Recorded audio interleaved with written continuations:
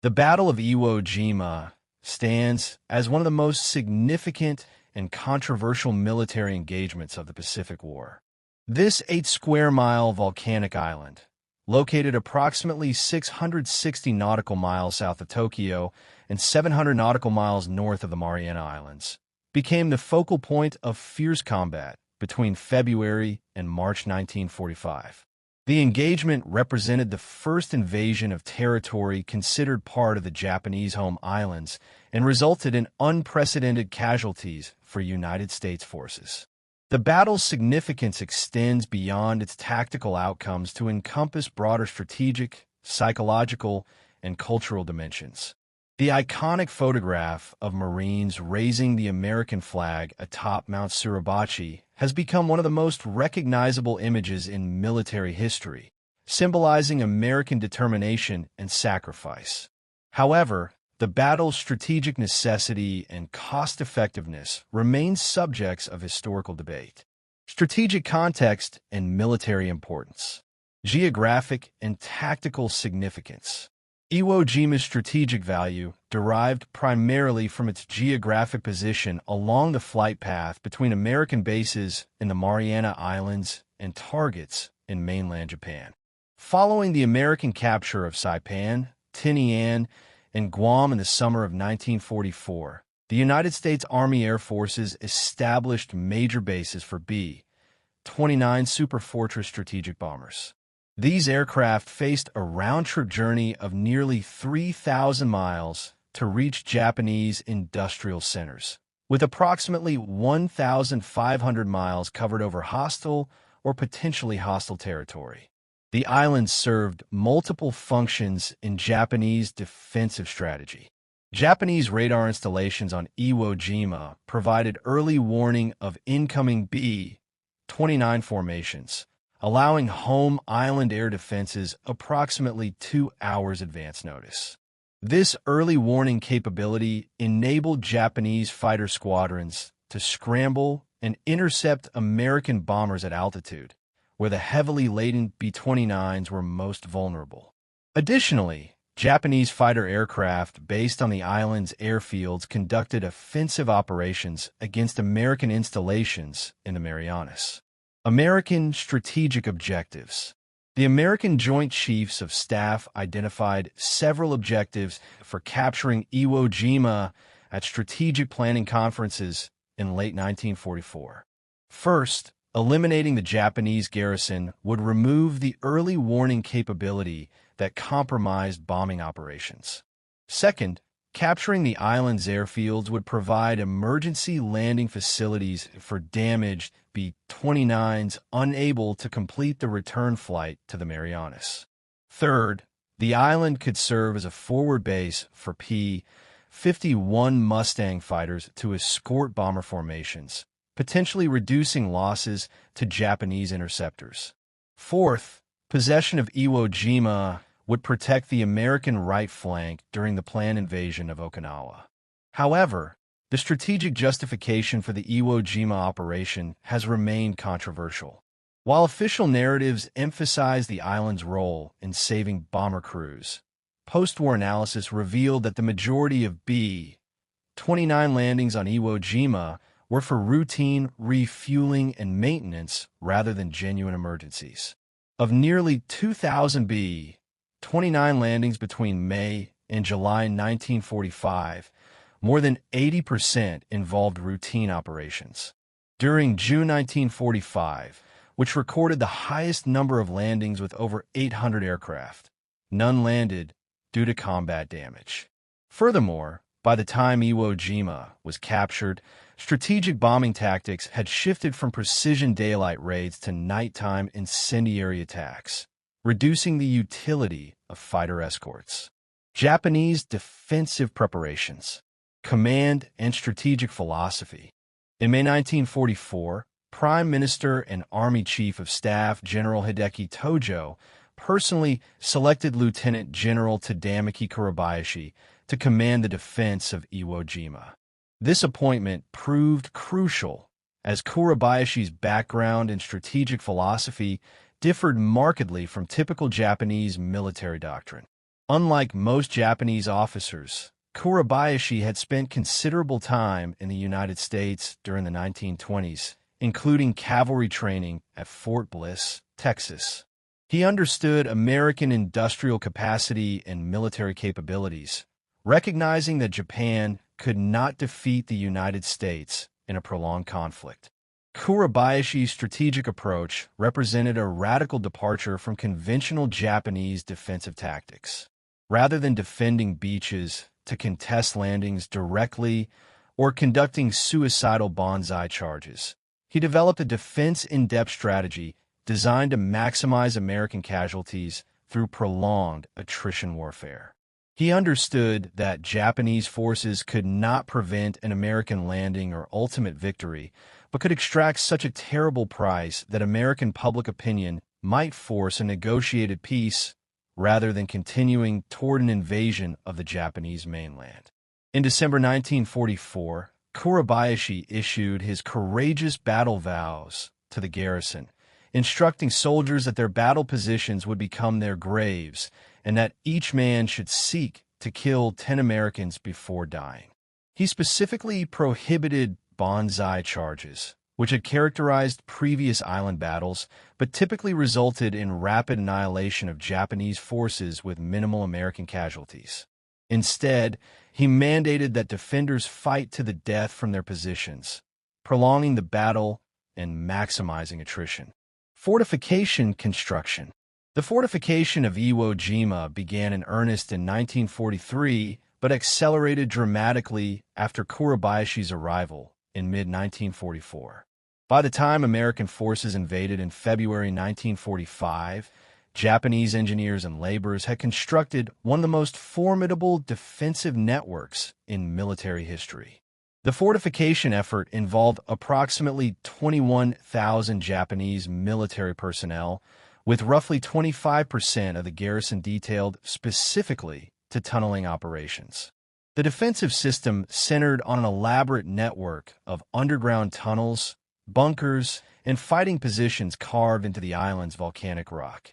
The soft volcanic stone proved relatively easy to excavate with hand tools, allowing rapid construction of extensive subterranean installations. By February 1945, approximately 11 miles of the planned 17 miles of tunnel had been completed, creating a three-dimensional defensive network that connected fighting positions across the island. These underground facilities ranged dramatically in size and function. Small caves accommodated individual soldiers or small squads, while larger chambers could hold 300 to 400 men. The main communications center south of Kita village featured a chamber measuring approximately 50 meters long and 20 meters wide. General Kurabayashi's command post, located in the northern portion of the island, featured concrete walls and ceilings up to 10 feet thick, effectively impervious to naval bombardment and aerial attack. The tunnel network provided multiple critical advantages. First, it protected defenders from preliminary bombardment that might otherwise have devastated surface positions. Second, it allowed troops to move between fighting positions without exposure to American fire, enabling reinforcement of threatened sectors and rapid reoccupation of positions that appeared cleared. Third, it facilitated supply distribution and medical care throughout the defensive network. Fourth, the ventilated tunnels provided protection from the volcanic sulfur fumes that permeated much of the island. Surface defenses complemented the tunnel system. Japanese engineers constructed more than 1,500 pillboxes and bunkers, many carefully camouflaged and positioned to provide overlapping fields of fire. Artillery positions were dug into hillsides with only the gun barrels exposed, making them nearly invisible to aerial reconnaissance and naval observation. Machine gun nests were positioned to create interlocking fire zones, covering likely avenues of approach. Extensive minefields protected key positions and channeled attackers into killing zones. The defensive network incorporated virtually every type of weapon in the Japanese arsenal, including heavy and light machine guns, mortars ranging from 50 millimeters to 320 millimeters, artillery pieces up to 150 millimeters, anti-tank guns, anti-aircraft guns repositioned for ground defense, rockets, and various demolition charges. Kurabayashi engineered the defenses so that every square meter of the island could be covered by defensive fire from concealed positions. Mount Suribachi, the 528-foot volcanic cone dominating the southern end of the island, received particular attention. Engineers honeycombed the mountain with 7 levels of tunnels connecting numerous fighting positions.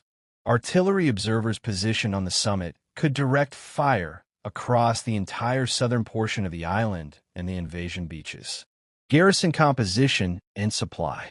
The Iwo Jima garrison ultimately numbered approximately 21,000 to 23,000 troops, combining elements from both the Imperial Japanese Army and Navy.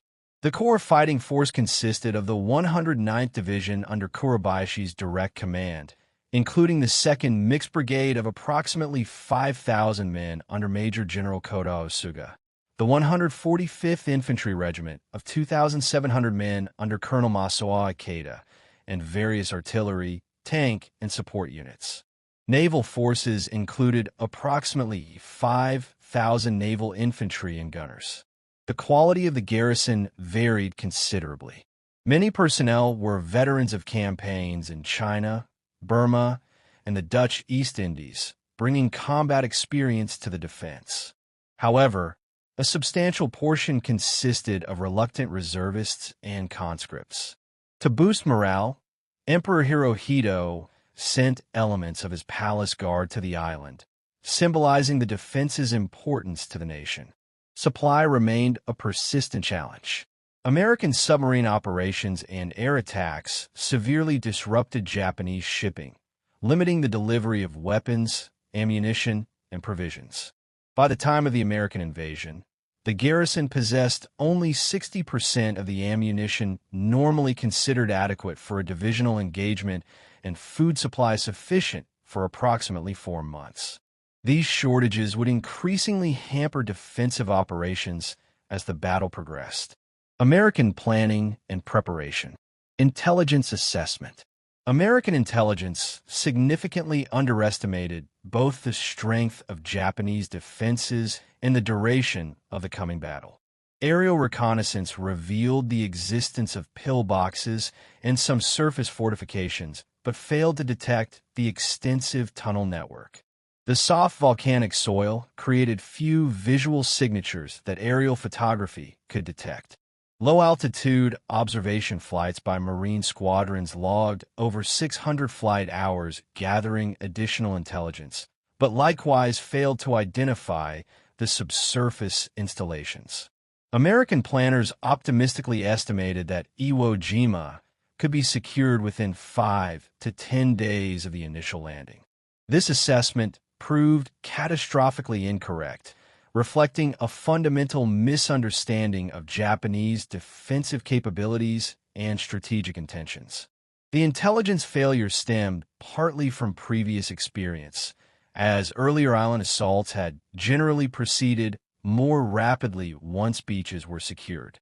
Force composition and command structure. Operation Detachment, as the Iwo Jima invasion was codenamed, involved massive American forces. Admiral Raymond Spruance commanded the 5th Fleet, providing naval gunfire support, air cover, and logistical services. Vice Admiral Richmond Kelly Turner commanded the Joint Expeditionary Force, while Lieutenant General Holland M. Smith commanded the landing force. The assault force centered on the Amphibious Corps under Major General Harry Schmidt, comprising 3 Marine divisions totaling approximately 70,000 to 80,000 troops.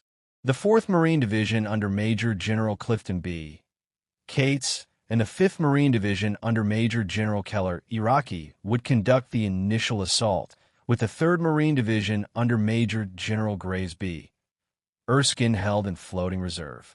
Additional Army units, Naval Construction Battalions, Seabees, and support elements brought total American strength to approximately 110,000 personnel.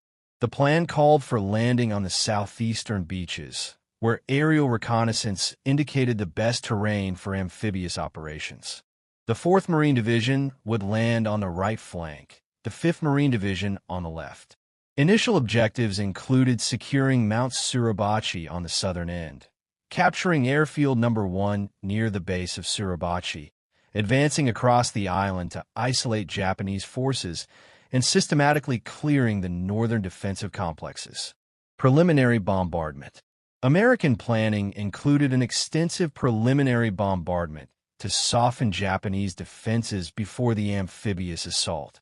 Major General Harry Schmidt requested 10 days of intensive naval gunfire to reduce fortifications, but operational constraints limited the bombardment to 3 days. This reduction would prove significant, as the abbreviated bombardment had minimal effect on the deeply buried Japanese defenses. Beginning on December 8, 1944, American forces initiated a prolonged campaign of air attacks against Iwo Jima. For 74 consecutive days, bombers struck the island regularly, attempting to destroy airfields, fortifications, and defensive positions. However, these attacks achieved limited success against hardened targets and underground installations. The final pre-invasion naval bombardment commenced on February 16, 1945. Battleships, cruisers, and destroyers pounded suspected Japanese positions with thousands of shells. The bombardment represented the largest concentration of naval gunfire in Pacific War history to that point. Despite its intensity, the bombardment had questionable effectiveness. Most Japanese troops and weapons remained safely underground, emerging only after the shelling stopped. In some cases, the cratering actually provided additional cover for defenders while hampering American mobility. The battle, February 19th to March 26, 1945. D-Day, February 19th, 1945. At 0900 hours on February 19th, 1945, the first wave of Marines hit the beaches of Iwo Jima. Initial conditions appeared promising, as Japanese defensive fire remained light during the first minutes of the landing. This apparent success proved deceptive, as Kurabayashi had ordered his forces to hold fire until the beaches filled with troops and equipment. The terrain itself immediately presented unanticipated challenges. American planners had characterized the beaches as excellent with easy progress inland. Instead, Marines encountered steep slopes of soft, black volcanic ash that provided no solid footing. Men sank to their ankles or deeper with each step. Tracked vehicles struggled for traction, while wheeled vehicles became hopelessly bogged down. The beach gradient proved steeper than expected, creating violent surf that battered landing craft and made unloading extraordinarily difficult. As waves of Marines struggled inland and landing craft accumulated on the beaches, Kurabayashi signaled the commencement of defensive fire. Hidden artillery pieces, mortars, and machine guns opened fire simultaneously from positions across the southern portion of the island. Marines on the beaches faced fire from 3 directions: direct fire from positions on the terrace above the beach, flanking fire from Mount Suribachi on the left, and enfilading fire from positions to the right. The Japanese barrage created devastating casualties and chaos. Landing craft attempting to withdraw from the beach came under direct fire, with many destroyed before they could clear the surf zone. Follow-on waves faced intense fire while still waterborne. Casualties among initial assault battalions reached 20 to 30% in some units within the first hours. Despite horrific losses, Marine units pressed forward with remarkable tenacity. By the end of D-Day, approximately 30,000 Marines had landed on Iwo Jima. They had advanced inland 300 to 1,000 yards across a front several thousand yards wide, captured portions of Airfield No. 1, and isolated Mount Suribachi from the main defensive positions to the north. However, these gains came at terrible cost. approximately 2,400 casualties, including 500 killed in action. Securing Mount Suribachi, February 20th to 23rd. The 28th Marine Regiment, 5th Marine Division, received the mission of capturing Mount Suribachi. The assault on this 528-foot volcanic cone required 4 days of intense combat through some of the most formidable defenses on the island. Japanese positions honeycombing the mountain offered excellent observation and fields of fire, while the rough terrain channeled attackers into predetermined killing zones. Marines advanced yard by yard, using flamethrowers, demolitions, and small arms to clear each bunker and cave. Japanese defenders repeatedly counterattacked from tunnels, reoccupying positions that appeared secured. The fighting proved particularly brutal, characterized by close-quarters combat and high casualties on both sides. On the morning of February 23rd, a 40-man patrol from Easy Company, 2nd Battalion, 28th Marines, received orders to ascend to the summit and secure it. Led by First Lieutenant Harold Schreier, the patrol fought its way to the top against sporadic resistance. At approximately 1,020 hours, the Marines raised a small American flag on a section of pipe, marking the first time in recorded history that foreign forces had planted their flag on Japanese home territory. The flag raising generated tremendous enthusiasm among Marines fighting elsewhere on the island and among sailors aboard ships offshore. However, the small flag was difficult to see from many locations. Later that morning, Lieutenant Colonel Chandler Johnson, commanding the 2nd Battalion, ordered that a larger flag be raised, large enough that the men at the other end of the island will see it.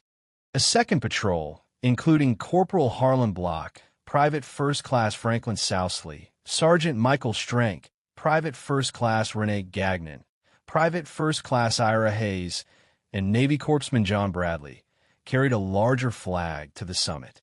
Associated Press photographer Joe Rosenthal captured the moment as the 6 men struggled to raise the flag in stiff wind. His photograph, taken at 1,037 hours, became instantly iconic, ultimately winning the Pulitzer Prize and serving as the model for the Marine Corps War Memorial in Arlington, Virginia. The flag raising marked a symbolic victory, but hardly ended the battle.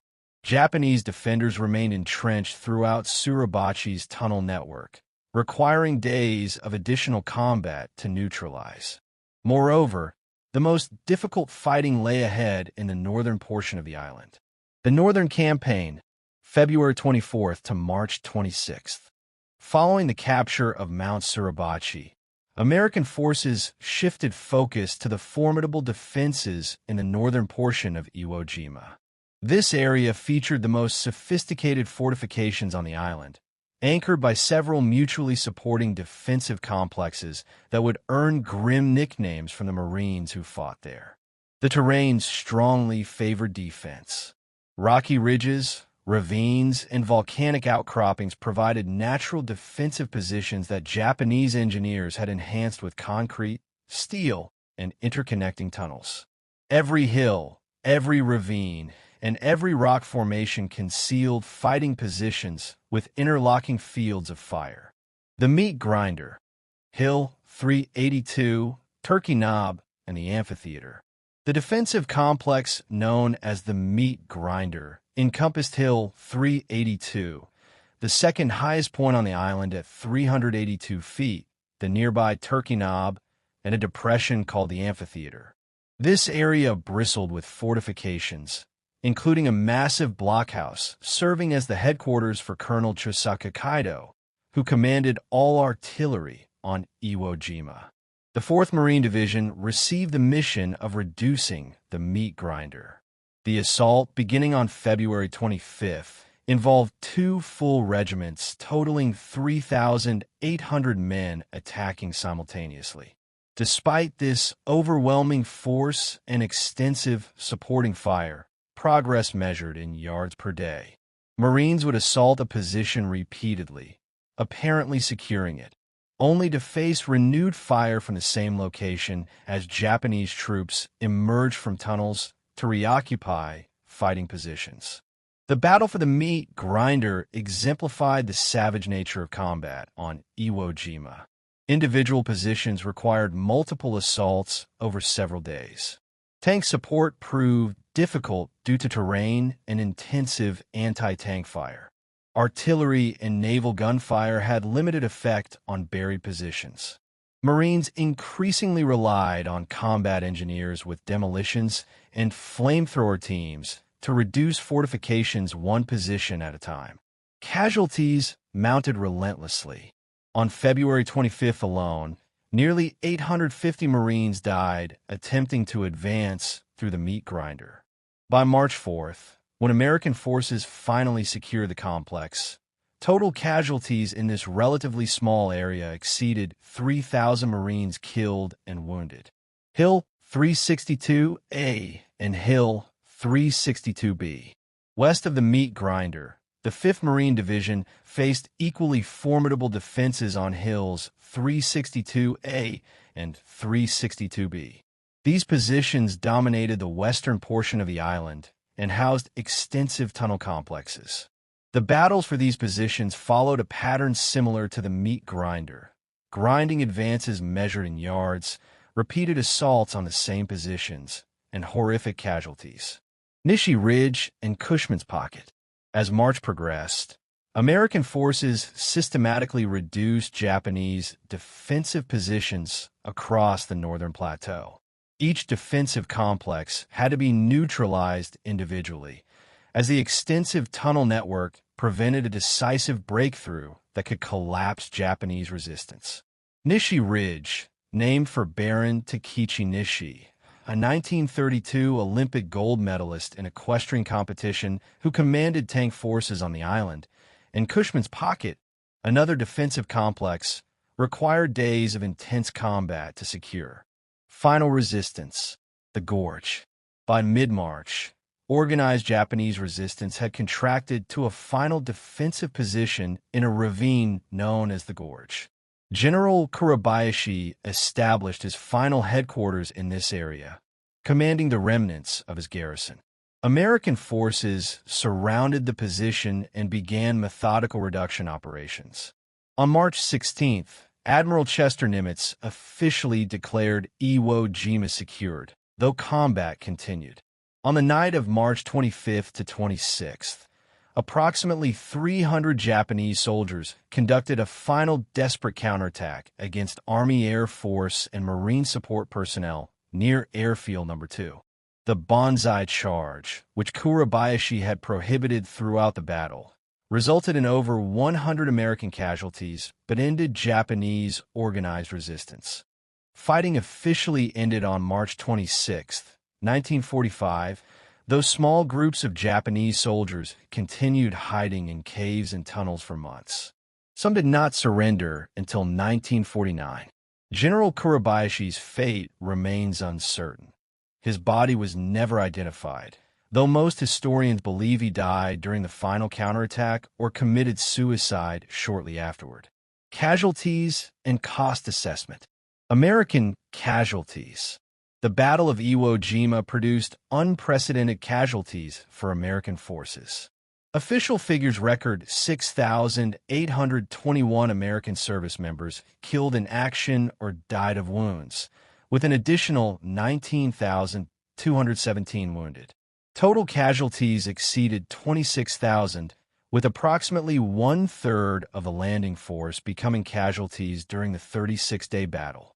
The casualty rate proved extraordinary even by Pacific War standards. Iwo Jima stands as the only Pacific battle where American casualties exceeded Japanese casualties in absolute numbers, though Japanese deaths outnumbered American deaths by approximately 3-1. The ratio of killed to wounded diverged significantly from typical patterns, reflecting the intense nature of combat and the effectiveness of Japanese defensive fire.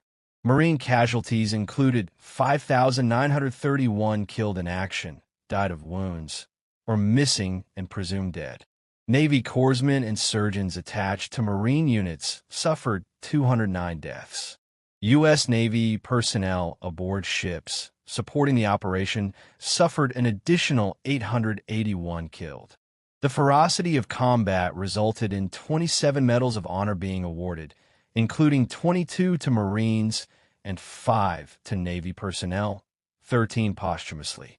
This total represented approximately one-third of all Medals of Honor awarded to Marines during the entire Second World War.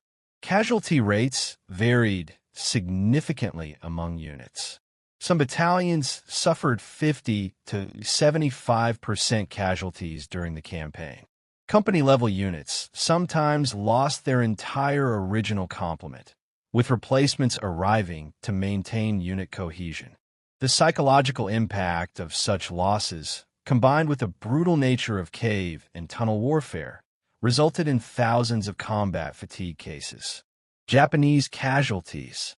Japanese casualties proved even more catastrophic. Of the approximately 21,000 to 23,000 Japanese troops defending Iwo Jima, only 216 were captured during the battle, with an estimated 1,000 more taken prisoner after organized resistance ended. This leaves approximately 18,844 to 20,000 Japanese soldiers killed, representing an annihilation rate exceeding 90%. This casualty profile reflected Kurabayashi's strategic philosophy and orders. By prohibiting surrender and requiring troops to fight to the death from their positions, he ensured that Japanese defenders would exact maximum casualties but suffer near-total losses. The garrison's effectiveness in inflicting disproportionate casualties on a numerically superior, technologically advanced force demonstrated the potential of properly employed defensive warfare, but at the cost of virtually complete destruction. Strategic cost-benefit analysis. The tremendous cost of capturing Iwo Jima generated immediate controversy regarding the operation's strategic justification. Several factors contributed to this debate. First, the emergency landing justification, while compelling in principle, proved exaggerated in practice. While 2,251 29 landings occurred on Iwo Jima during the war, the vast majority involved routine refueling, minor maintenance, or training rather than genuine emergencies. Analysis suggests that perhaps 10 to 20% represented aircraft that might otherwise have been lost. Air-sea rescue operations saved approximately 50% of ditched air crews, further reducing the net benefit of Iwo Jima as an emergency airfield. Second, fighter escort missions from Iwo Jima proved limited. Only 10 long-range fighter escort missions flew from the island, as the shift to nighttime incendiary bombing reduced the need for fighter coverage. Additionally, by early 1945, Japanese air defenses had been sufficiently degraded that unescorted B-29s faced manageable risks during daylight operations. Third, elimination of the Japanese early warning function proved less significant than anticipated. Japanese radar on Rota, which was never invaded, continued providing early warning of incoming bomber formations. The impact of Iwo Jima-based Japanese fighters on American bombing operations had been marginal before the invasion, with only 11 B-29s lost to Japanese aircraft operating from the Bonin Islands in the 3 months preceding the attack. Fourth, the operation diverted resources from other potential objectives. Some strategists argued that alternative approaches, including intensified submarine warfare, mining operations, or bypassing Iwo Jima entirely, might have achieved strategic objectives at lower cost. However, defenders of the operation argue several points. First, the island did provide tangible benefits to bomber operations, even if less dramatic than initial projections suggested. Second, the operation denied Japan a forward base for offensive operations. Third, capturing Iwo Jima demonstrated American resolve and capability, potentially contributing to Japanese leadership's eventual decision to accept surrender terms. Fourth, the battle provided valuable lessons for the anticipated invasion of Okinawa and plans for Operation Downfall, the invasion of the Japanese home islands. The controversy reflects broader questions about strategic decision-making under conditions of uncertainty, appropriate risk assessment, and the relationship between military operations and political objectives. Tactical and operational lessons. The Battle of Iwo Jima provided numerous tactical and operational lessons that influenced subsequent operations and military doctrine. Amphibie assaut technique. The beach conditions encountered at Iwo Jima highlighted limitations in amphibious planning and equipment. The volcanic sands characteristics had not been adequately appreciated, and standard vehicles proved unsuitable. This experience led to improved beach reconnaissance techniques and specialized equipment for subsequent operations. The vulnerability of landing craft to defensive fire from elevated positions reinforced the importance of securing commanding terrain early in amphibious operations. Effectiveness of defensive positions. Japanese defensive techniques proved far more effective than previous island battles had suggested. The combination of extensive underground fortifications, interconnecting tunnels, and defense in depth represented a significant evolution from earlier beach defense strategies. American forces adapted by developing improved tactics for reducing fortified positions, including better coordination between infantry, armor, artillery, and engineer assets. The extensive use of flamethrowers, both man-portable and tank-mounted, proved essential for clearing cave and tunnel complexes. Intelligence requirements. The failure to detect the extensive tunnel network highlighted critical gaps in intelligence collection and analysis. Aerial reconnaissance proved inadequate for identifying subsurface installations. This experience influenced development of improved intelligence gathering techniques, including enhanced photo interpretation methods and prisoner interrogation protocols. Logistics and medical services. The scale and intensity of casualties at Iwo Jima tested medical evacuation and treatment systems. Navy hospital ships and medical facilities aboard transport vessels handled unprecedented patient loads. Medical personnel developed improved techniques for treating severe trauma, burns, and combat fatigue. The experience informed planning for subsequent operations and influenced post-war military medical doctrine. Psychological impact.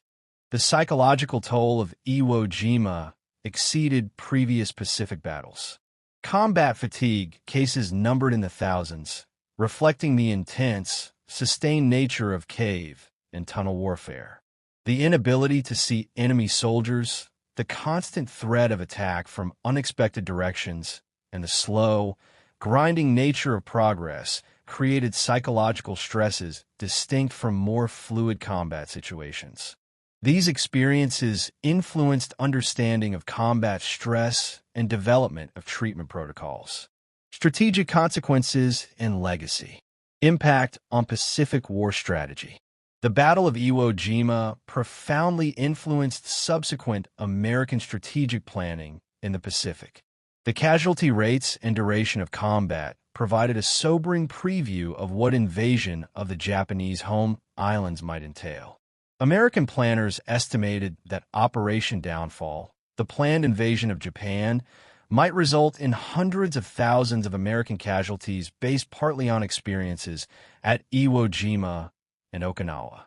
These projections significantly influenced President Harry Truman's decision to authorize use of atomic weapons against Hiroshima and Nagasaki in August 1945.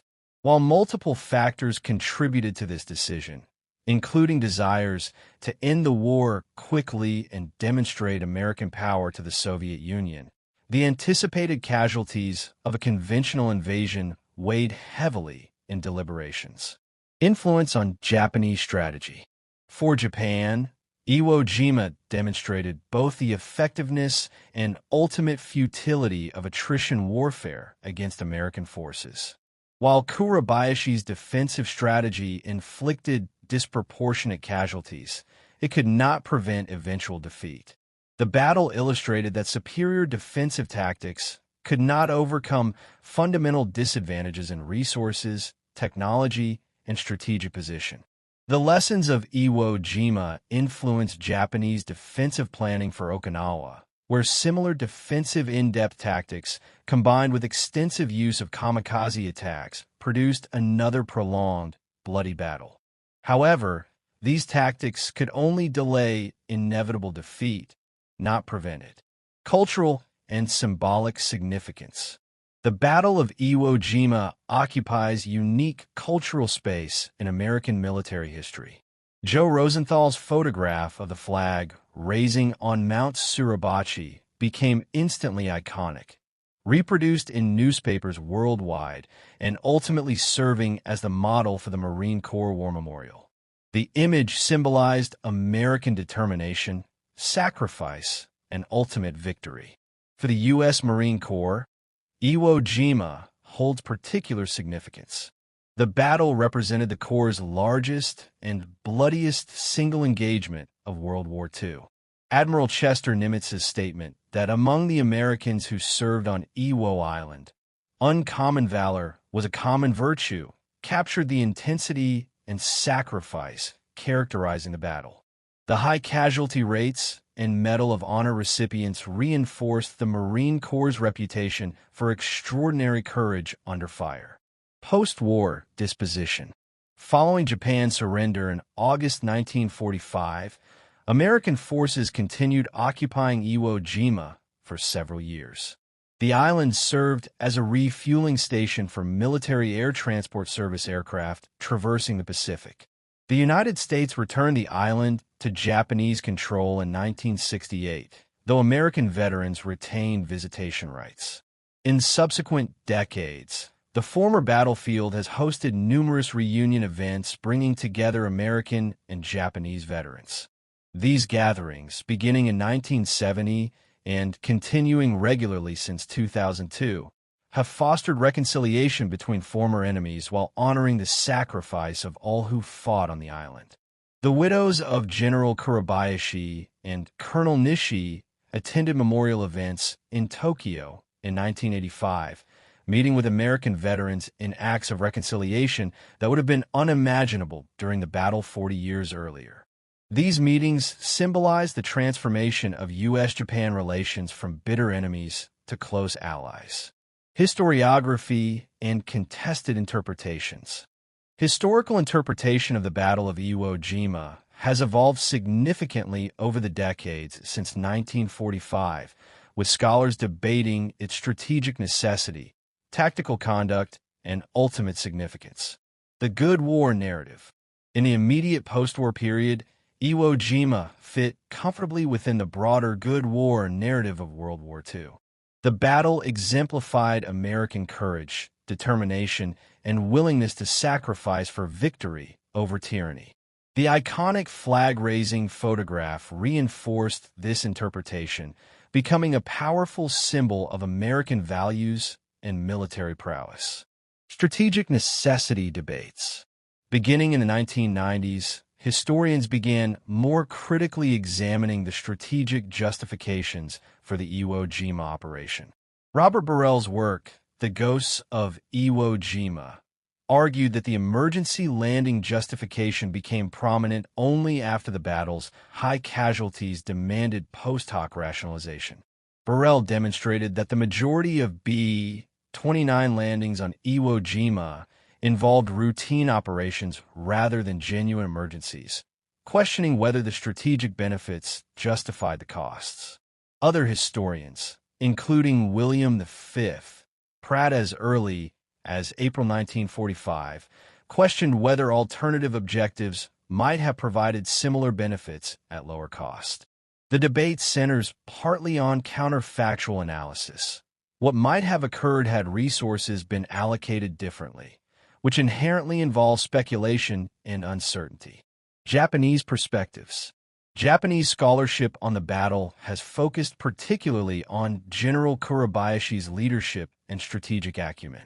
Works such as Kumiko Kakahashi's So Sad to Fall in Battle which formed the basis for Clint Eastwood's film Letters from Iwo Jima, have humanized Japanese defenders and examined their motivations, fears, and experiences. These works challenge simplistic characterizations of Japanese soldiers as mindless fanatics, revealing instead men caught between duty, honor, and the impossibility of their situation. Institutional perspectives. For the U.S. Marine Corps, interpretation of Iwo Jima involves organizational as well as historical considerations. Some scholars argue that the battle's tremendous cost and extensive publicity helped ensure the Corps' institutional survival in post-war debates about military organization. The Medal of Honor recipients, heroic imagery, and cultural prominence of Iwo Jima reinforced the Marines' distinctive identity and institutional value. While this interpretation does not diminish the genuine courage displayed at Iwo Jima, it suggests that commemorative practices serve institutional as well as memorial purposes. Conclusion. The Battle of Iwo Jima represents a complex and contested chapter in World War II history. The operation achieved its stated objectives. American forces captured the island, eliminated Japanese forces, and established airfields that supported subsequent operations. However, the tremendous cost, over 26,000 American and approximately 20,000 Japanese casualties, raises persistent questions about strategic judgment and operational planning. Several conclusions emerge from analysis of the battle. First, Japanese defensive preparations under General Kuribayashi's leadership created one of the most formidable fortified positions of the Pacific War. The extensive tunnel network, defense in-depth strategy, and prohibition of suicidal banzai charges maximized American casualties while enabling prolonged resistance despite overwhelming American superiority in numbers, technology, and firepower. Second, American intelligence significantly underestimated both the strength of Japanese defenses and the duration of combat required to secure the island. This intelligence failure contributed to inadequate preliminary bombardment and unrealistic initial planning assumptions. The actual battle bore little resemblance to planners' expectations of a 5 to 10-day operation. Third, tactical adaptations during the battle demonstrated American forces' ability to adjust to unexpected conditions. Marines developed improved techniques for reducing fortified positions, coordinated combined arms operations more effectively, and sustained offensive operations despite horrific casualties. These tactical lessons informed subsequent operations and influenced post-war military doctrine. Fourth, the strategic justification for the operation remains debatable. While Iwo Jima provided tangible benefits to American bombing operations and denied Japan a forward base, whether these benefits justified the cost remains contentious among historians. Fifth, the battle profoundly influenced subsequent strategic decisions in the Pacific War.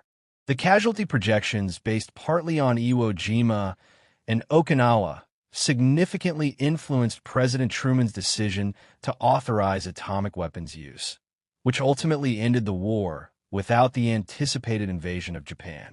Sixth, the battle's cultural and symbolic significance has extended far beyond its immediate military outcomes.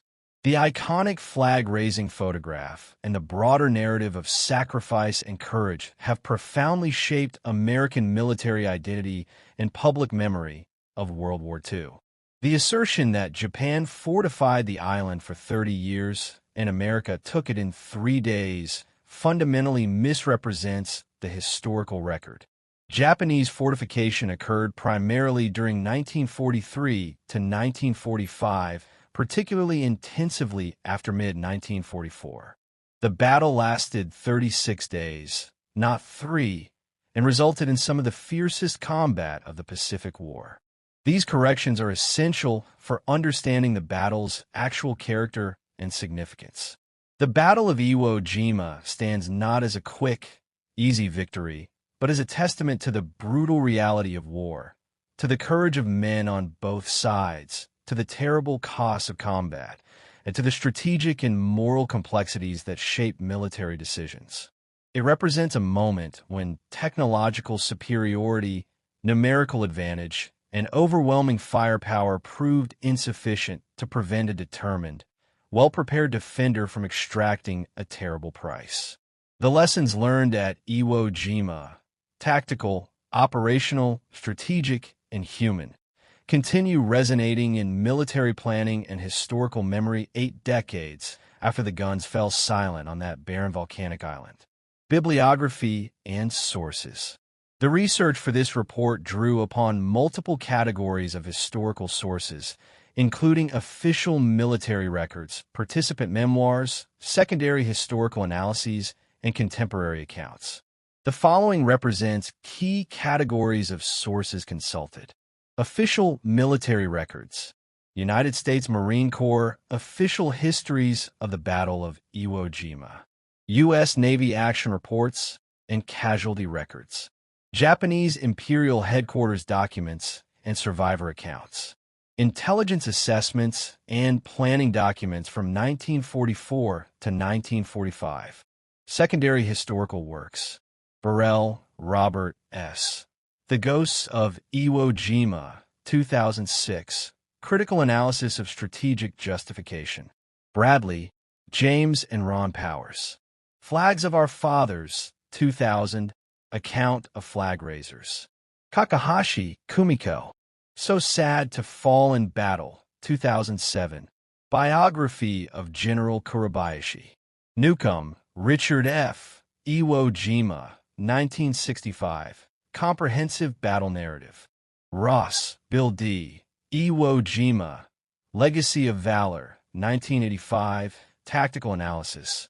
Participant Accounts. Letters and Orders of Lieutenant General Tadamaki Kurabayashi. After-action reports from Marine Unit Commanders. Oral histories from Veterans History Project. Japanese survivor testimonies collected post-war. Contemporary sources. War Department publications and bulletins from 1945. Newspaper accounts and journalistic coverage. Official communiques from both American and Japanese sources. This extensive source base enables confident assessment of the battle's key facts while acknowledging areas where interpretation remains contested or evidence incomplete. The historiography of Iwo Jima continues evolving as scholars access additional sources, particularly Japanese language materials, and apply new analytical frameworks to this pivotal engagement.